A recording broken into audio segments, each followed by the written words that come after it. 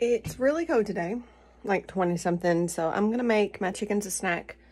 Where are my oats? Make them some oatmeal. I have to use store-bought milk, and that's okay. Dill, parsley, crushed red pepper, cinnamon.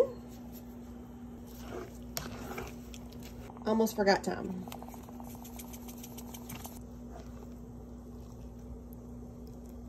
It's done, but I want to let it cool off for a little bit, so I brought it over to the counter. I'm going to let it sit and try to chill. I might actually take it outside and see if it chills a little bit easier in the cold air.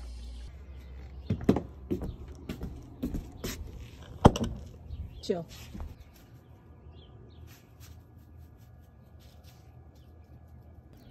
All right, it's ready.